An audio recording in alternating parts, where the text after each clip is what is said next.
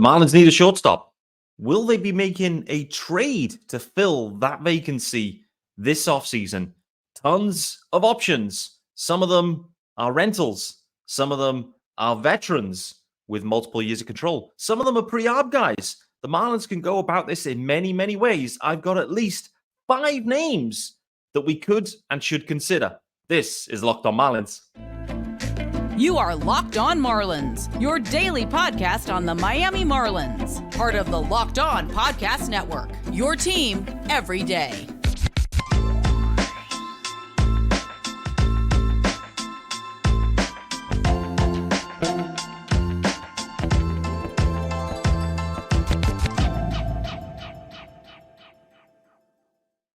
Greetings from England and welcome to Locked On Marlins. It's your daily Marlins podcast. I am your host, Peter Pratt. Hit me up, of course, on X.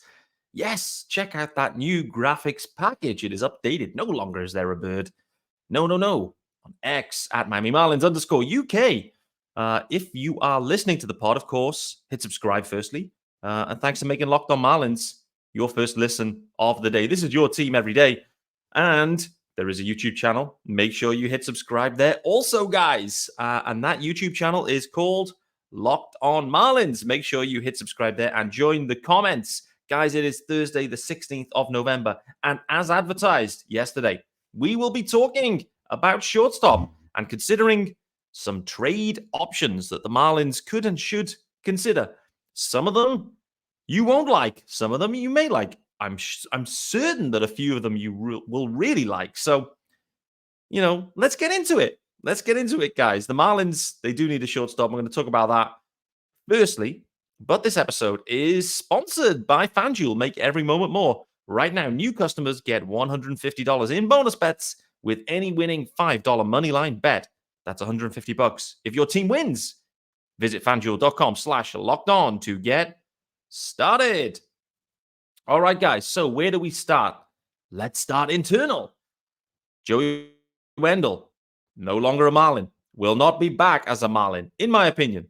Anything can happen, clearly, but Joey Wendle's 2023, albeit his impact off the field, his impact as well defensively, I would say, that was better than I expected. But overall, Joey Wendle's stick in Miami, it just went cold. And I think there was a few injuries maybe that impacted that. I don't know. But we don't need to dwell on Joey Wendle. He is not back. Guys that remain on the roster, for certain, Jon Berti, his option year was picked up. No-brainer. Could Jon Berti potentially transition into that role as the starting or everyday shortstop for the Marlins? The short answer to that is yes, he could. Will he? I don't think so. Jon Berti, I think his value remains effectively by being a super utility guy. And so I think that's the role that best suits Jon Berti. He can fill in anywhere and everywhere. And he will have to. He will have to. Because there's always injuries. There's always things that happen. And so Jon Berti will be required in that role. And he plays that role so well. It may be that he ends up taking time at shortstop, second base, third base, outfield. That's Berti's value, the Swiss Army. Can Berti do it? Yes, he can. Can Garrett Hampson do it? We still don't know the exact situation with Garrett Hampson because he's ARB eligible. We'll know that by tomorrow, Friday's episode. Maybe not exactly by the time we do the episode, but Friday is the deadline on tendering and non-tendering guys. So we'll get a sense whether the Marlins will be non-tendering Garrett Hampson. I expect not. I mean, again, the value of Garrett Hampson showed out at the back end of the year. Joey Wendle's stick went cold. So all of a sudden, the Marlins were going to Hampson and Berti at shortstop. Hampson's versatility as well. Impressive. He's cheap. Impressive. There's a lot to like about Garrett Hampson. So if we think about it, do the Marlins already have what they need internally? If we consider Jon Berti and Garrett Hampson as maybe splitting time at shortstop, and maybe the Marlins go down that pathway, could they? I think they absolutely could. And that then negates the need to go into the shortstop market either via free agency, not a ton there, or via trade. If they were to go via trade, we're going to talk about some of the options. And there's a lot of options, to be honest with you. The other thing to call out of internal options is Jacob Amaya. I think that's the most realistic one in many ways because from a defensive perspective, Jacob Amaya, when we think back to last year, his stick was really showing up in AAA. He got called up to the Marlins, acquitted himself perfectly fine, and then was optioned back down. And then the stick went cold. It's kind of like he got his little taste, and then it went cold, and it didn't really play out for Jacob Amaya. I think the Marlins probably still like Jacob Amaya, and there's definitely a pathway to Jacob Amaya being I don't maybe not go as far to say everyday shortstop. But I think if things break for him in spring, that's also something that the Marlins could explore. And that's why I think shortstop is interesting, because I think in reality, Berti, Hampson, Amaya, and there's another guy I want to talk about, but those three, even if it's just those three, I think in some ways you'd want to give them the opportunity to see how it could look and how it could feel at short before you have to go away and make a decision about a trade. The Marlins have got plenty of holes to fill. Maybe from a shortstop perspective, they could leave it a bit later. And I also do wonder is if they maybe take a look, and this will kind of segue into the shortstop trade options. I do wonder if they maybe leave it a bit later, as in once the season starts, where you can start to make a move. And potentially why you would do that is maybe the trade value maybe decreases over time, depreciates over time. Maybe. I do wonder.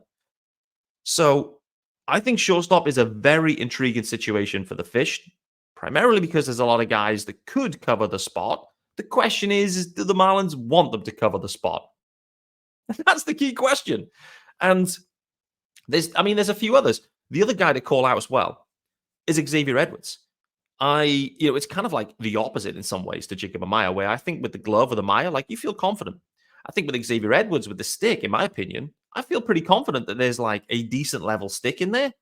Not a ton of upside, but the type of stick that the Marlins and Kim Ang was liking, that kind of profile.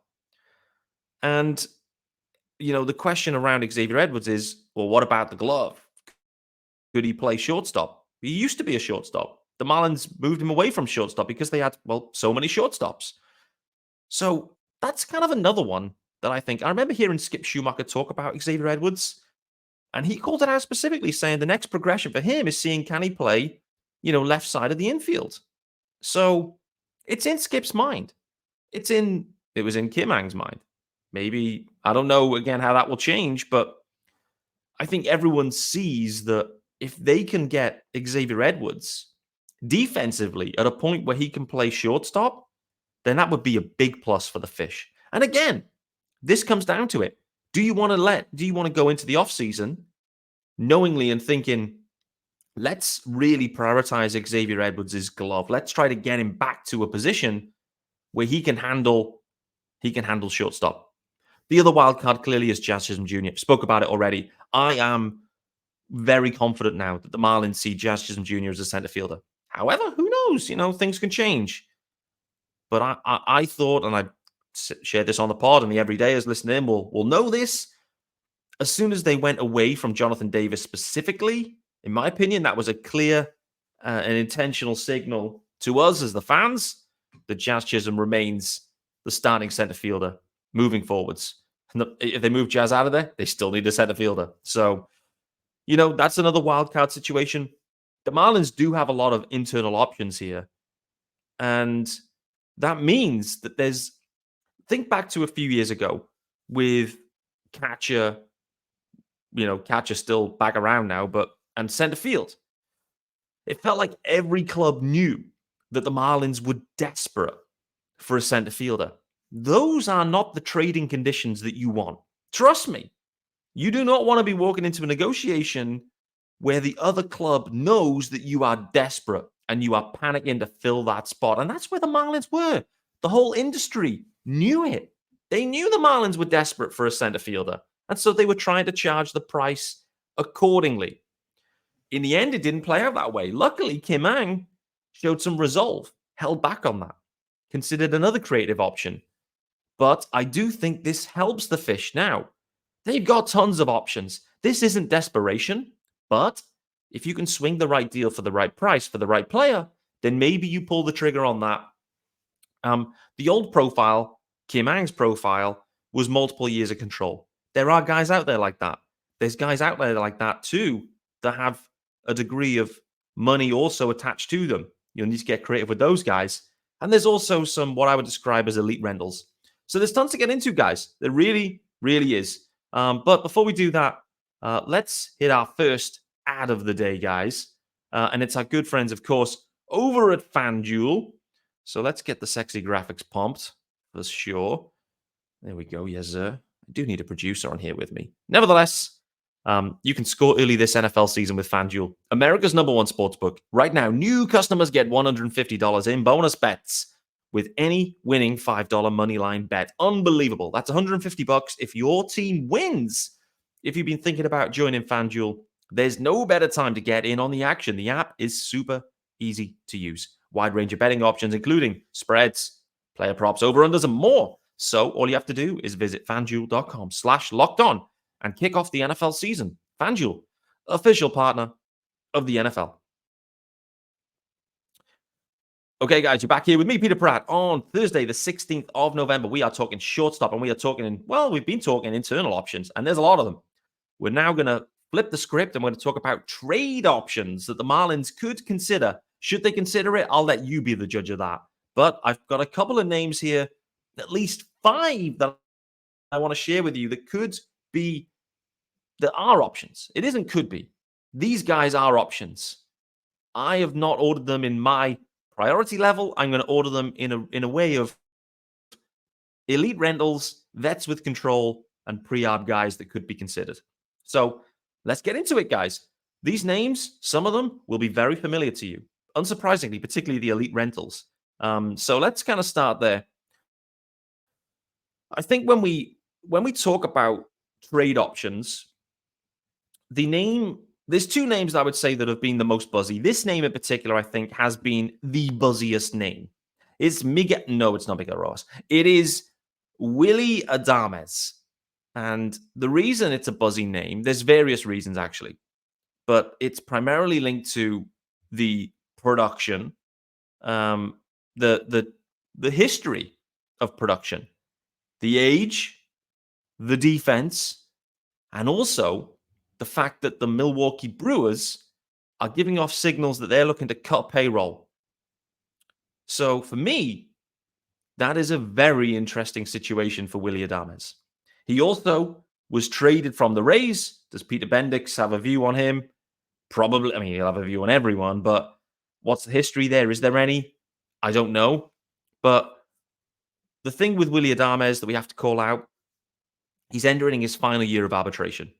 The team is looking to cut payroll. The arbitration projection in terms of the number is between 13, 14 million, somewhere in that range.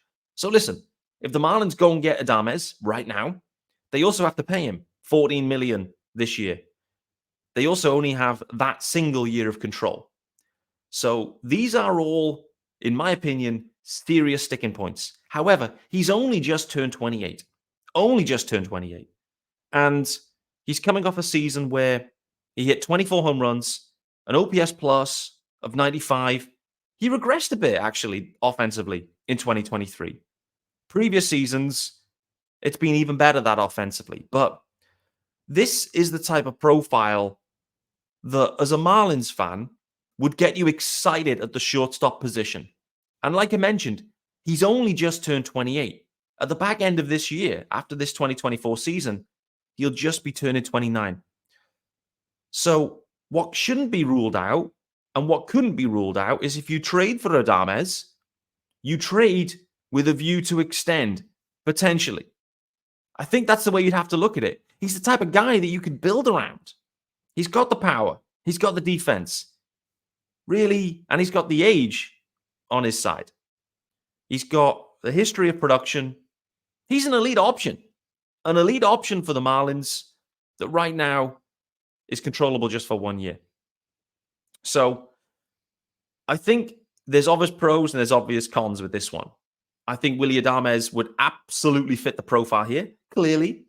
But organizationally, sustainable depth is a dangerous one.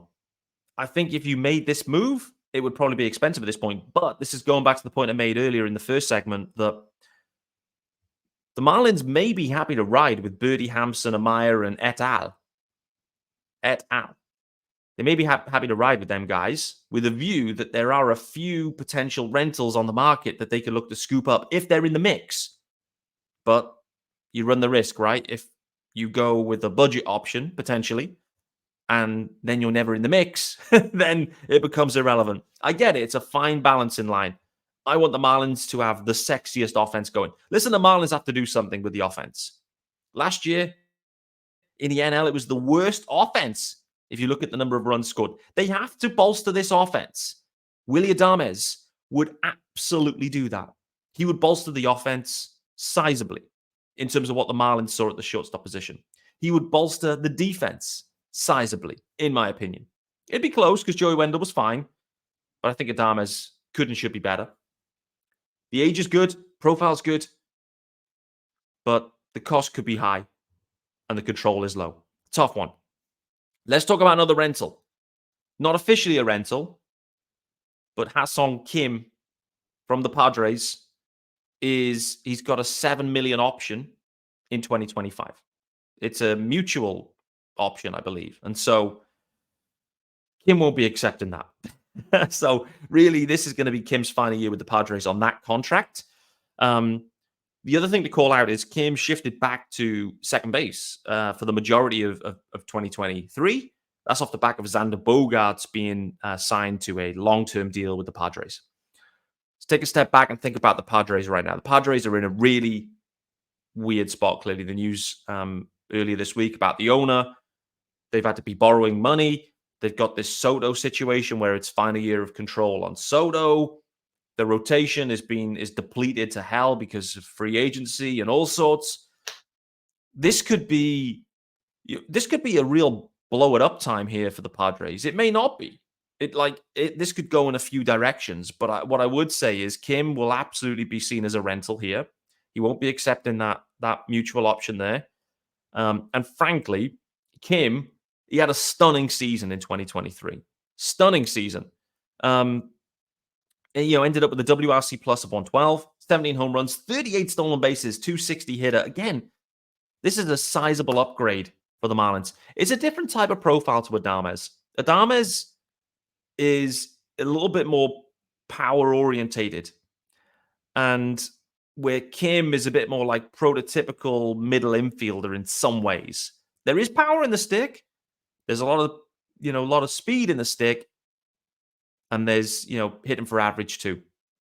Like I said, the Padres are in an interesting spot. I have no idea which direction they'll go. But with any rental, with any expiring deal, there's always a decision to make. Do they need to cut payroll? Maybe. Could they be interested in someone like Jacob Amaya, potentially? Or Xavier Edwards, potentially? That kind of guy where they get a bit younger at the position.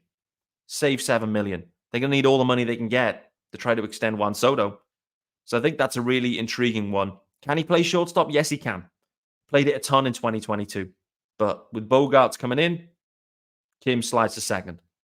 So, again, one of the elite rentals there for the Marlins. Again, they don't have to make that move now. And I think this is going to be one of those where the Padres either make that call immediately and they just reboot it this offseason in whatever way, or it's one last dance. And if they're not in the hunt, big sale at the deadline. That's the intriguing thing here. The Marlins don't want to overpay, I wouldn't say, for Kim at this point. Need to kind of wait and see where the Padres get to. But what I would say is they make an interesting match. Definitely. If you're watching, you'll see that. I'm not sure I went for that hand gesture, but nevertheless, they make an interesting fit, I think, because like I mentioned, the rotation for the Padres, it's looking depleted. There's a lot of holes to fill there. And, the Marlins, they have some controllable arms that would be very interesting, I think, to the Padres in a Kim deal. Could they patch it together at second base? Absolutely, they could. Absolutely. There'd be ways they could do it. I remember Jake Cronenworth was playing second base at one point a few years ago. He slid over to first because they wanted to stick in the lineup. Like, the Padres could get creative. There's guys on that roster they can move around to make it happen. So wait to see. Right. Speaking about, let's get into guys that have a little bit more control. So those are the two rental options I think that are no-brainers for the Marlins. If they can make either of those happen, they're no-brainers. But clearly, that only solves this year unless you make the move now with a view of extending, and you have to commit into that. That has to be like a pre-decision almost of like, we're not just going to have the Starling Marte situation of just like get near the deadline and then hope the final week before the deadline that he may have an extension discussion. No, you need to be strategic about it. If you go and get Adames, the view is we're going to re-sign you. Are the Marlins going to do that at this point, considering what's coming down the pipe in terms of cost with Arias, with Sandy, etc., like a few other guys? It's going to be tough to do that. That's the only blocker here. Let's talk about Tommy Edman. It's a guy that Eli Sussman's called out, so I have to call that out as well. Eli was talking about Tommy Edman, has already talked about Tommy Edman. We spoke about it directly, about Tommy Edman. So let me tell you about Tommy Edman. This episode is not sponsored by Tommy Edman, by the way. But there's 2 years of control on Edman. That's why it's interesting. The estimate for arbitration for this year is $8 million. So then let's say it's going to be like 12, 13 the year after. Maybe a $20 million commitment for Tommy Edman over the next 2 years. So very interesting profile. Let's just start with the fact that the Cardinals, getting all the NL Central muddled right now, as Craig Counsell will testify to. But the Cardinals, they're in an interesting position too, where it was a disaster in 2023. So what does this offseason look like to reboot the Cardinals? How aggressive are they going to be? And it feels like we've had this same conversation about the Cardinals for the past 2 years at least. They need some arms. They've probably got too many sticks. Too many outfielders, too many sticks, not enough arms. That's kind of been on repeat. I think it still remains the same. Tommy Edman, I think, is absolutely a trade candidate option. What does he bring? What would Tommy Edman bring here if the Marlins went and acquired him? It's a nice offensive profile, is how I would describe it. There's a bit of power in there. Not quite as much as Kim.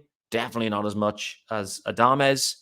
The speed is there, absolutely. Similar to Kim on that, where the speed is there. So Tommy Edman, he profiles as an up-the-middle, prototypical profile with a little bit more power maybe than that. Like it's over 10 home runs a season, and 30 stolen bags. The beauty with Tommy Edman is the versatility in the 48 starts at shortstop, 37 starts in center field, 40 at second base. So, right up the middle, it's your prototypical guy. You can slot in. It's effectively Jon Berti or Garrett Hampson with maybe a little bit more power, a bit more offensive upside, really. But in many ways, it's Jon Berti. And whilst I think there is value there in that, the question is with the finite resources that the Marlins have in terms of trade capital and budgetary spend, is Tommy Edman, does he move the needle enough to justify the cost? That's the question. Does he move the dial far enough? I don't think he does. I think I would prefer to go in other directions, but I can absolutely see why Tommy Edman would fit the profile here, particularly with the 2 years of control. He's a nice player. He's got good defense at shortstop. The stick's interesting. It lacks a bit of upside. The versatility's great. There's a lot to like about Tommy Edman in a vacuum in that way. But I just think the Marlins have already kind of got that, and they could piece that together right now. And what's the cost going to be for Tommy Edman? A lot of people may be speculating that like Eddie Cabrera or Trevor Rogers will be like one of, the sacrificial guy to try and get in one of these, maybe as part of a trade package for a shortstop. Would you want to sacrifice all of those club control years and the huge upside that comes with both Trevor Rogers and Eddie Cabrera for like 2 years of a slightly more powerful Jon Berti? For me, no. For me, no, but I can absolutely see why. It's an intriguing profile. It is. It definitely is. Here's another one for you guys. So this is where things start to get, interesting. Some people may go, this is not for me. I get it. So I want to throw another name out there. It's a vet name. I think they could be available, are available. I don't know. They have even more control than Tommy Edmonds. So that's interesting. They'll get multiple years. They get 4 years of control on this one. He's recently declined his opt-out of a long-term deal. He's owed $98 million over the next 4 years. And the guy I'm talking about is Javier Baez. Now with the Tigers, it's fair to say he had a putrid offensive year in 2023. Putrid. Baez absolutely stunk the joint out. It was not quite as bad as Joey Wendle, but we're talking in the same vicinity. We're absolutely talking in the same vicinity, offensively anyway. So many people will be saying, Pete, what are you talking about? This is nuts. So why should we consider Javier Baez for the Marlins, particularly at that price tag? Let's start with his defense. Elite. Elite defense, elite shortstop defense. Let's tick that box, baby. So what about the offense? Okay. We look back to his days with the Cubs. There was there's always been some flaws with Javier Baez, but the offensive production was top tier, particularly for a shortstop. Things haven't worked at all for him in Detroit. It wasn't as bad in 2022, his first season there. 23 was just putrid, as I've already mentioned. It hasn't worked in Detroit, but sometimes this happens, right? You get guys that go to organizations, the environment isn't right, something's not right, you're just not enjoying your baseball, you're in your own head. I don't know. Loads of things can go wrong. But when I think of Javier Baez, and this is the interesting bit, I went to look at his numbers, and they were, like I said, they're putrid.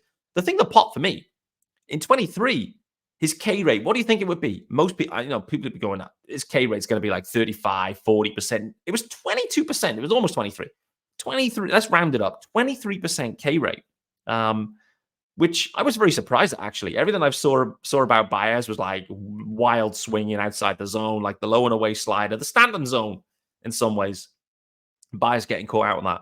Listen, he had a WRC plus of 61. He was terrible. But why am I even thinking about Javier Baez? Why? It's a great question. I fundamentally think there could be, in the right environment, I think there's a significant opportunity here for the ultimate reclamation project. Should the Marlins be gambling on that? Probably not. Will they? Probably not. But I do think that there could be a massive reclamation project here. So what could it be? What is the upside that you are trading for if you go and get Javier Baez? You're getting, if he returns back to his previous self, his pre-Tigers self, you've got 30 home run power. You've got elite shortstop defense. That is hard to find, guys, for 4 years. 4 years of 30 home runs and elite shortstop defense. For me, at a high level, sounds very intriguing. There is a problem, apart from the recent production. The problem is the money. Money is the problem. $98 million is a lot of money. Way too much for the Marlins. There's a secondary problem. He has a 10-team no trade clause. I don't know who's on the list. Could the Marlins be on the list? Maybe. Would Javier Baez enjoy Miami? I think so. I think he would. I think he'd be open to it, frankly. So, with all this being said, how would we get it done? The only way to get this done would be Avisail Garcia going the other way, who'd be immediately released by the Tigers. Probably. Should be. So that saves $25 million right there. And some cash considerations from the Tigers. That's the only way it would happen. It's the only way this could happen. Would the Tigers do it? I don't know. I don't know the situation with Baez and the Tigers. I don't know whether that's currently a good relationship, whether it's something they're looking to move on from. I have no idea. I don't follow the Tigers whatsoever. If any Tigers fans are listening, let me know.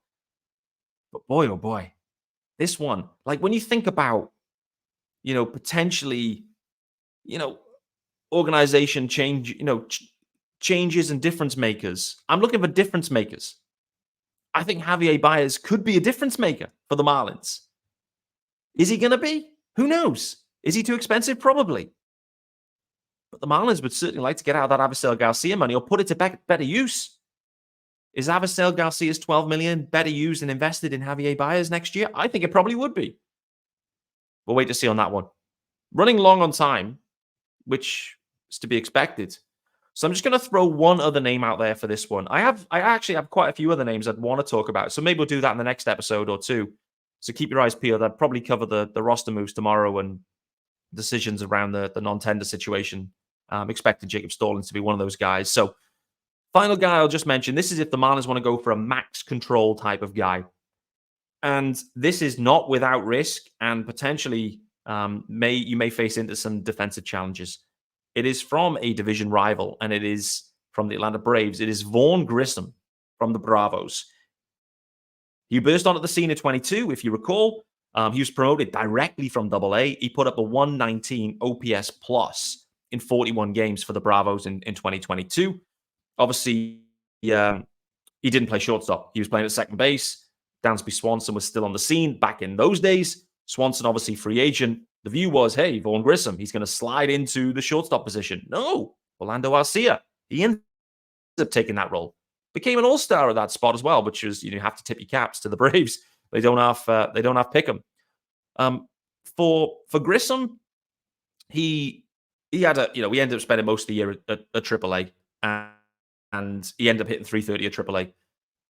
102 games. Like, the stick's going to play for Grissom. And it's a prototypical middle infielder stick, to be honest with you. So when he did come up to the big league level, he played a little bit at shortstop, and it was a disaster, frankly.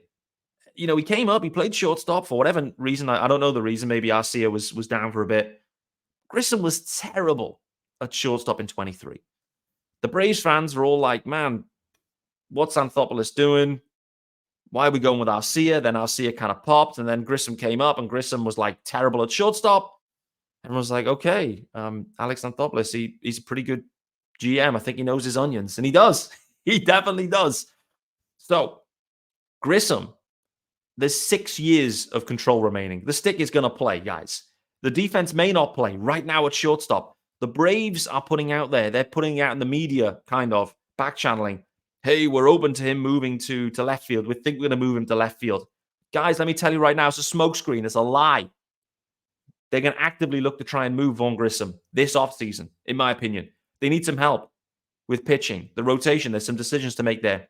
There's a deal to be made here, but it is not without risk. And it may not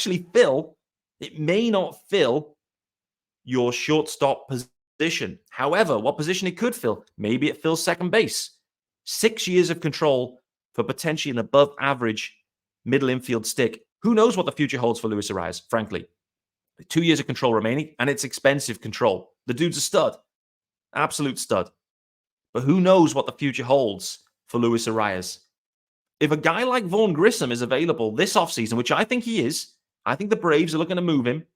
Like I said, they're putting out smoke screens. I think Vaughn Grissom will be traded. The question is it going to be the Marlins trading for him? I don't know.